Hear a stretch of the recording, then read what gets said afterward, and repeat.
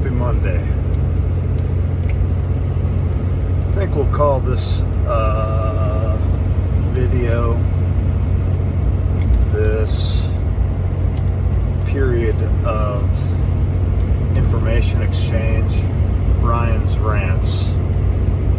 Everybody calls me Coop, but believe it or not, my first name is Ryan, and quite honestly, Ryan's Rants sounds a hell of a lot better than Coop's Rants. It's kind of rolls off the tongue, you know what I mean? So, in our first installment of Ryan's Rants, whether this is a one-time installment, multiple-time installment, probably multiple times, there's plenty of things to rant and rave about, and I'm pretty good at ranting and raving, actually. So, first installment, we'll talk about a bunch of things. I don't have a formal overview, but off the top of my head, we're going to talk about some promises that I'll make to you. We'll talk about some client etiquette. Talk about what it is I actually do. A little bit. Some of this will be on the gram of censorship. The other one will be, rest will be on the YouTube, I guess, because, I guess that's how it has to be these days. Whatever other social media freaking venue we have to post, since freedom of speech is not free these days. Alright, so promises. Got a couple promises. One, that there's not going to be a lot of editing, right? There's not going to be fancy footages, right? I think the last time I took a video in broadcasting class was in high school in 1998. And we basically just made rap videos and screwed around, videotaped some girls basketball and things of that nature. It's about it. So you ain't gonna get anything fancy here, but you'll get like straight up hard truth, because I mean, what's the sense of all the fancy stuff, right? You wanna hear the stuff. I promise that I won't straighten my beard, right? I got a nice, wonderful beard. It'd probably be 2 inches longer if it was straightened, right? And you're not going to see me wearing fancy flannels. More than likely, I'm going to be in work clothes, old hoodies, right? Whatever clothes I wear out, baiting, guiding, hunting. That's probably what you're going to see me in, right? I've literally got I think I'm up to 3 sets of matching camouflage now. And it's literally 2 of them are for Western hunting, where I'm actually going to use layering systems. So you're not going to see a lot of fancy stuff, right? Not going to straighten the beard, even though that put an inch on there, and it'd probably look pretty cool, but I really just don't think it looks cool. I'm the all natural type, right? There's no primping, no sniffing heinies, no, none of that crap, right? So that's what you're going to get, right? And you're going to get up straight up truth as I see it anyways. Some of it might be the truth according to me, right? When it comes to guns, ammo, what I use to hunt, you're going to get my opinions, what the truth according to me, right? That's what you're going to get. All right? Right now, rolling down the road, my faithful dog Blue. Hey, say hello. Yep, hello. Alright, so let's talk a little bit about client etiquette here. I made a post about it a couple weeks ago. There's a couple things that you do and don't do if you hunt with me. One, I don't run hunts every weekend. I run the hunts that I choose. I'm fully willing to take people out hunting. I take a decent amount of people out hunting. You may not always have me as your guide.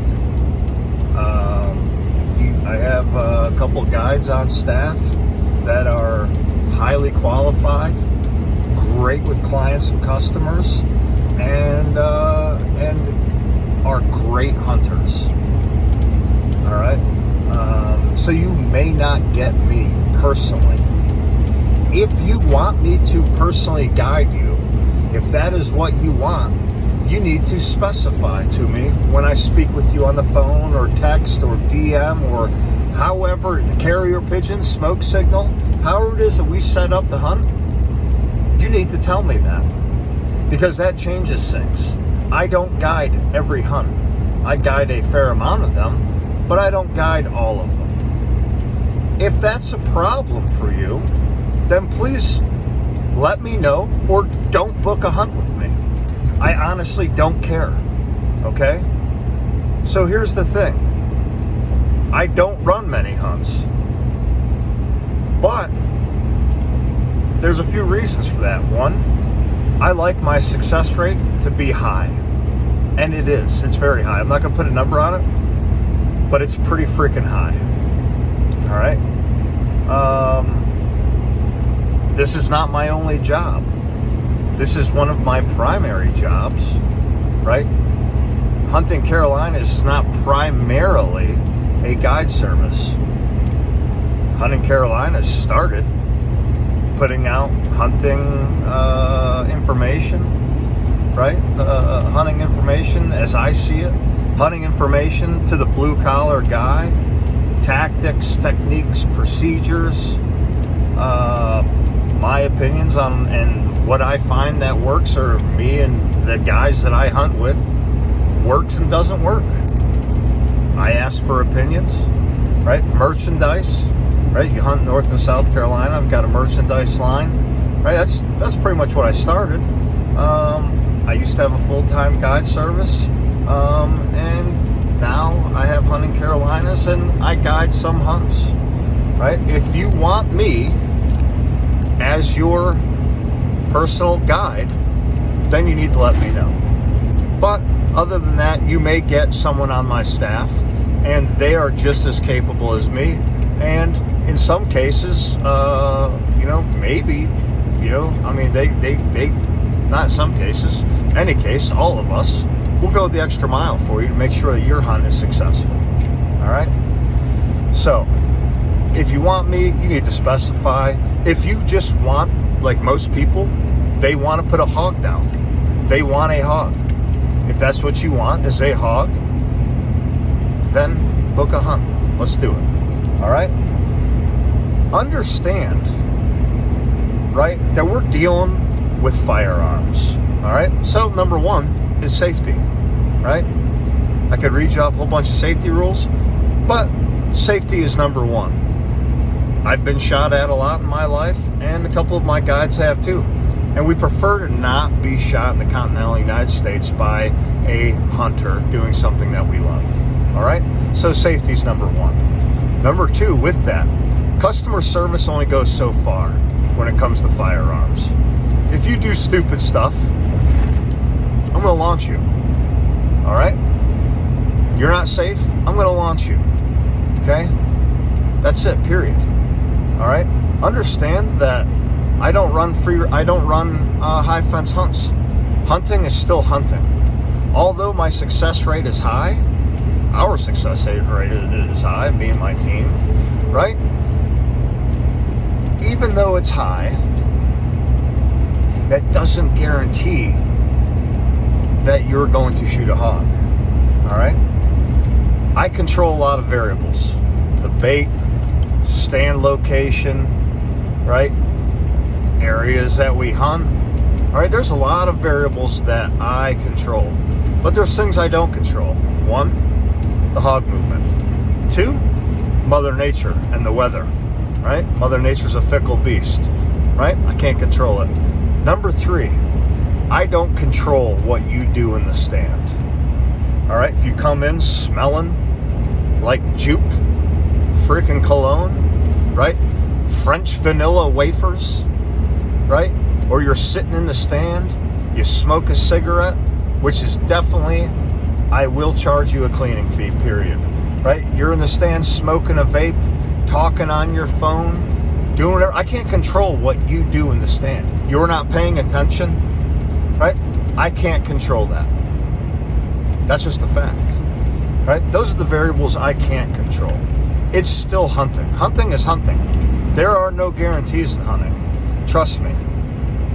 When you hike over 150 miles or so in the backcountry of Idaho for a couple weeks and you skunk out on an elk, that really goes down into your soul and hurts your heart, right? Hunting is hunting. There's no guarantees, period. All right? So there's that. All right? Here's one client no-no. All right? And I wouldn't say if it hadn't happened. Client no-no number one. Do not contact one of my guides behind my back and ask them for a hunt. If you contact them and you tell them that you want to book another hunt with me and you want them to work, that's one thing.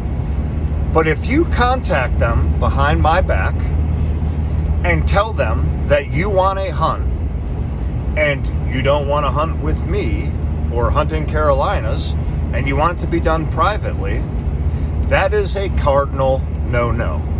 That is an F-up of the highest degree.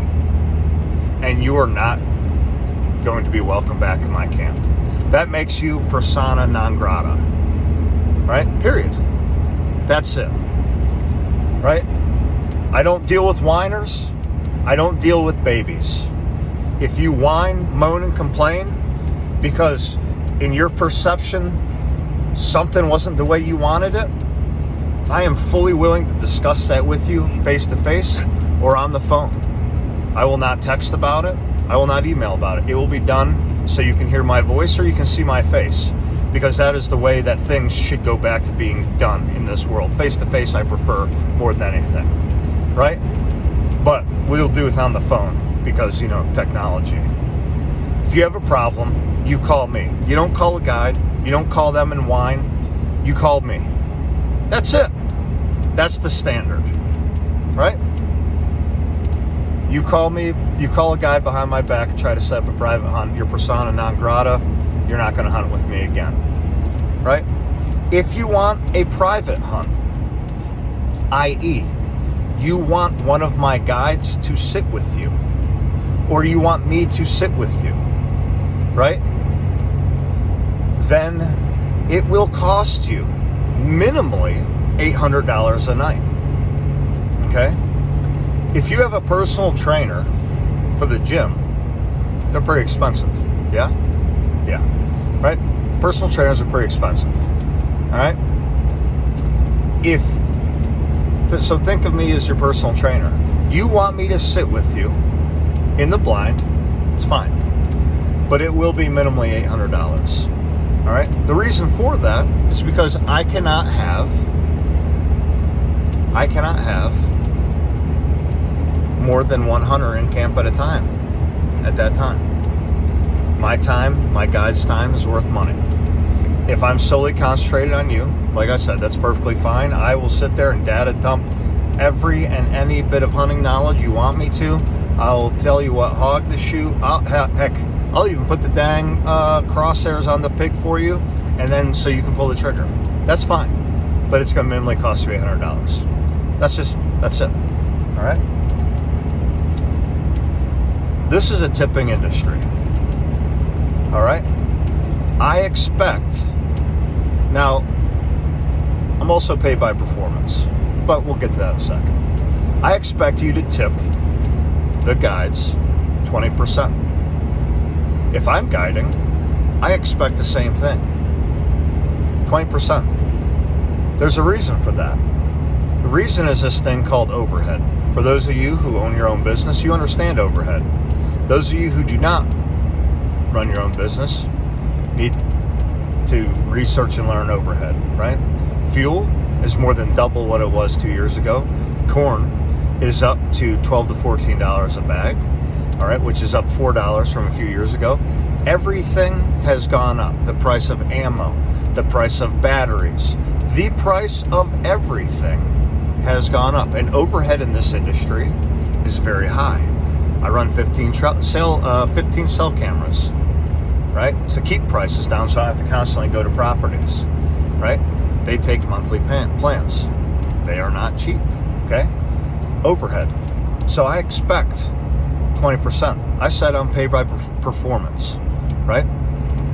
I can't expect every human being on the face of this planet to get along. I do expect my guys to be professional, and myself, I will be. I make that promise to you, to be professional 100% of the time that you are there. That is my promise to you. Now, do certain personalities clash and not get along? Yeah. But I promise you that my guides, no matter what, right, are going to treat you the way that you deserve. So, therefore, tip them accordingly. 20% or more is what I expect. That's up to you. All right? What else we got today, Blue? So, right, we talked about some client etiquette, do's and don'ts, right? If you listen, let's talk about listening to your guides, all right? Even the most, I don't want to say professional, the most avid hunter, the most experienced hunter has snafus, right? If you don't, you know what a snafu is. That's situation normal, all effed up, right? Heck, I have misses. My guides have misses, right? Hunting, right? These things happen, right? Understand that hunting at night is completely different than hunting during the day. Even the most seasoned hunter can have a snafu. Anybody can miss. For those who come into my camp and say, I've never missed, not once, not ever, blah, blah. All I say to them is that there's two types of people. There is the people who have missed, and there are the people who will miss. Because that's how that is. That's a fact, right? Two types of people. It's going to happen to you one way or the other, right? Things happen, right? The lights go out. I've had grown men get scared in the swamp. I have had grown men tell me that they will hunt all night until 1 o'clock, 2 o'clock, 3 o'clock in the morning. Call me at 10 o'clock and tell me to come get them because they get a little apprehensive and scared down the swamp. I won't say any names as to who it was, but these things happen, all right? When the lights go out, hunting changes, right? I want you to listen to your guide, whether I give your brief or one of my guides give you my brief. They're going to tell you the same thing, okay? Listen to them. If you listen to them, not only are your chances for success up, your chances for a retrieval of the animal are high, right? I've probably done 5 posts about it. Don't shoot, hey, Bo, I just shoot him in the ear hole, Bo, right, with a 17, with a 223, right? Sure, yeah, sure, right, that works until it doesn't work, right? I have seen hogs get hit square in the forehead with a 300 blackout, 7.62 by 39, ricochet right off, hog walks away. Seen hogs get shot in the ear hole with a 308, 30-06, ricochet off, walk away. Take divots out of the spine, the size of frickin' this Celsius can right there at the bottom of it, right? Something that would kill or paralyze a human being. And the pig get up and walk away. We tell you to shoot that hog square in the shoulder. Square in the shoulder, right? Hitting in the shoulder breaks that shoulder up. 9 times out of 10, it's laying there doing the stinky leg, right? Then, if it's laying there doing the stinky leg, shoot it again. When in doubt, throw another one out. Why do I say that? Because I've made a half-hour trek into the swamp to retrieve a hog, and the damn thing has freaking stood up and walked away. Laid there for 30 minutes, stood up and walked away. 2 months ago, had one lay there for 5 minutes. Stood up, walked away, never to be found. Right? These animals are tough, resilient creatures. Right? Does shooting them in the neck work? Yes. Does shooting them in the head work? Yes. Does it work all the time? No. right? Getting shot in the shoulder doesn't even work 100% of the time, all the time, right? There's still the human factor that's in there, right?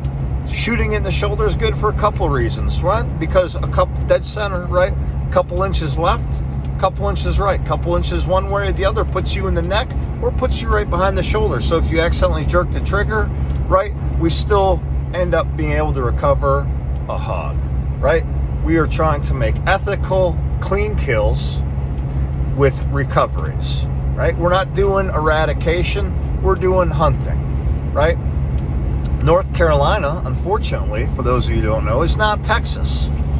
It's not even the southern part of South Carolina. It's not Georgia, and it's not Florida, right? We have pockets of hogs here, right? They're not widespread, running rampant like they are in Texas. If they were, people would be paying me to come kill them instead of me paying to lease their land to have clients kill them, right? We keep them in check, right? Do a sort of management strategy, if you will, right?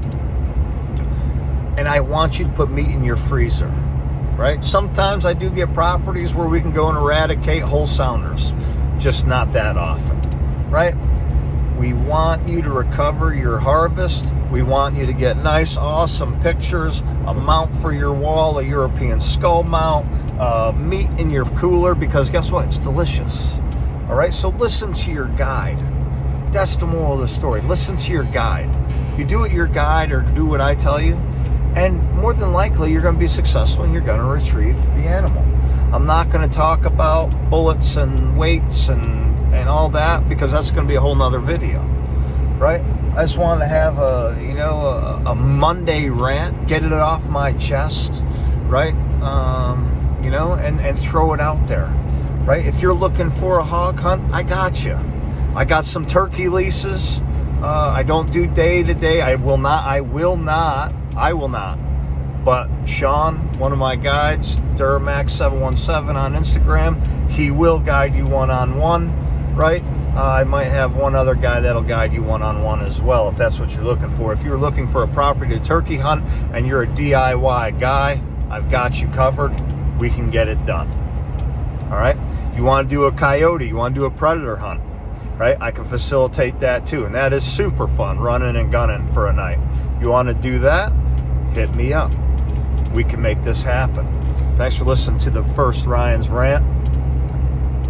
Tell me what you think. Flip me a middle finger, thumbs up, don't care. You know what I mean? But everybody, have a great week. See you again soon.